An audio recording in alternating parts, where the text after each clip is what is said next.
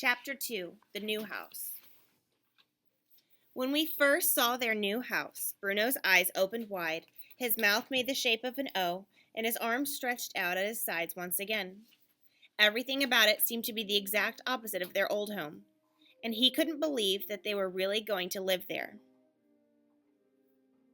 The house in Berlin had stood on a quiet street, and alongside it were a handful of other big houses like his own, and it was always nice to look at them because they were almost the same as his house, but not quite, and other boys lived in them who he had played with, if they were friends, or steer clear of, if they were trouble. The new house, however, stood all on its own in an empty, desolate place, and there were no other houses anywhere to be seen, which meant there would be no other families around, and no other boys to play with, neither friends nor trouble. The house in Berlin was enormous, and even though he'd lived there for 9 years, he was still able to find nooks and crannies that he hadn't fully finished exploring yet. There were even whole rooms, such as Father's office, which was out of bounds at all times and no exceptions, that he had barely been inside. However, the new house had only 3 floors, a top floor where all 3 bedrooms were, and only 1 bathroom, a ground floor with a kitchen, a dining room, and a new office for Father, which he presumed had the same restrictions as the old one, and a basement where the servants slept.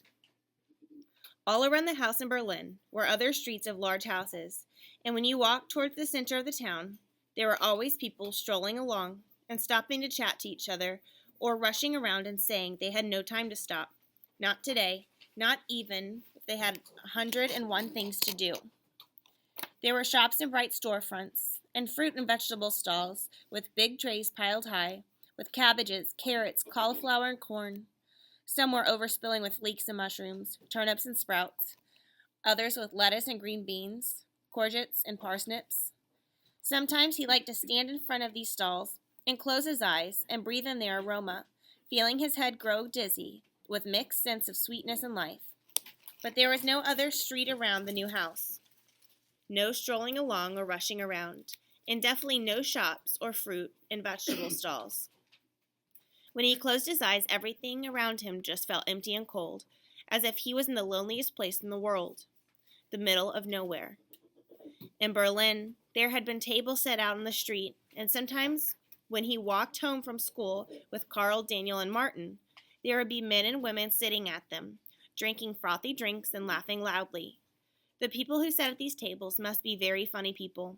He always thought that, because it didn't matter what they said, somebody always laughed. But there was something about the new house that made Bruno think that no one ever laughed there, that there was nothing to laugh at and nothing to be happy about. "I think this is a bad idea," said Bruno a few hours after they arrived, while Maria was unpacking his suitcases upstairs. Maria wasn't the only maid at the new house either. There were 3 others who were quite skinny and only ever spoke to each other in whispering voices. There was an old man, too, who he was told was there to prepare the vegetables every day and wait on them at the dinner table, and who looked very unhappy, but also a little angry.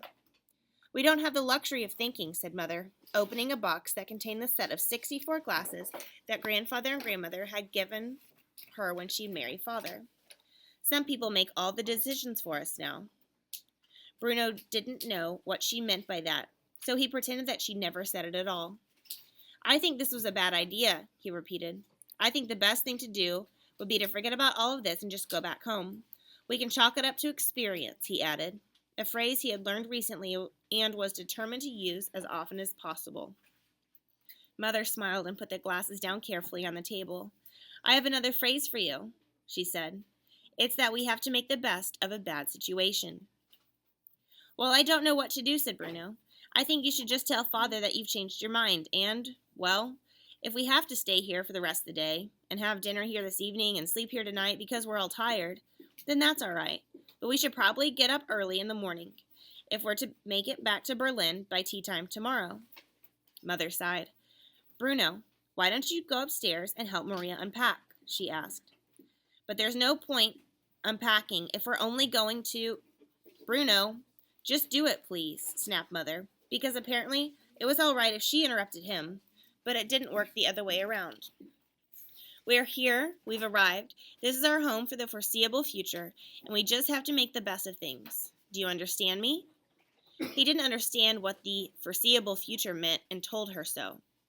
It means that this is where we live now, Bruno, said Mother, and that's an end to it.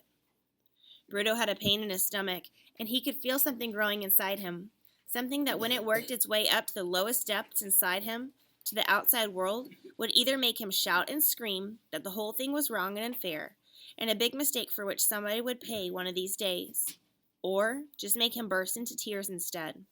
He couldn't understand how this had all come about. One day he was perfectly content, playing at home, having 3 best friends for life, sliding down banisters, trying to stand on his tiptoes to see right across Berlin. And now he was stuck here in the cold, nasty house with 3 whispering maids and a waiter who was both unhappy and angry, where no one looked as if they could ever be cheerful again.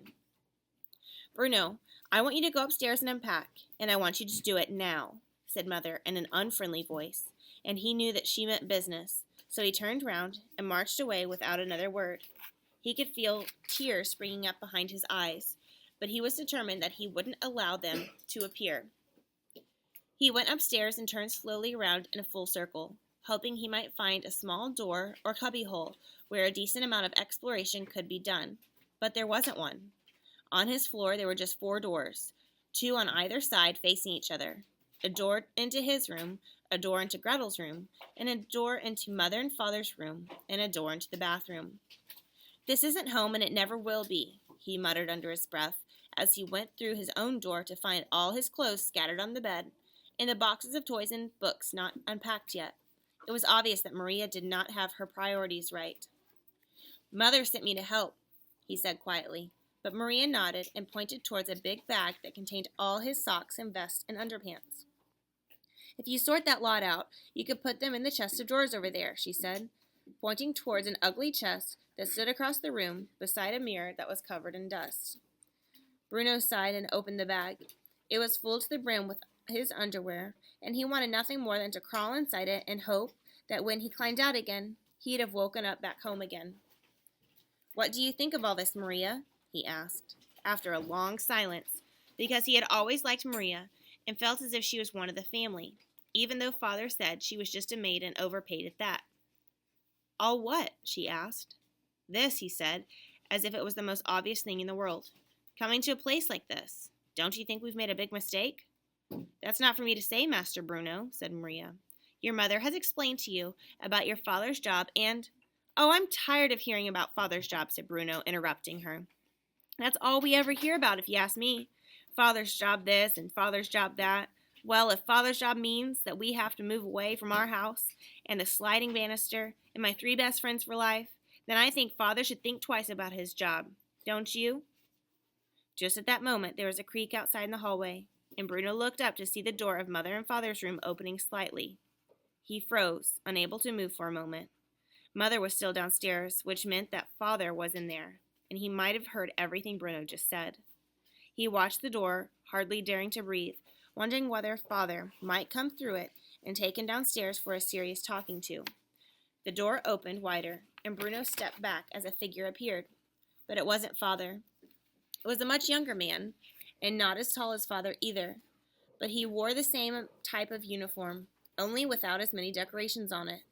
He looked very serious, and his cap was secured tightly on his head.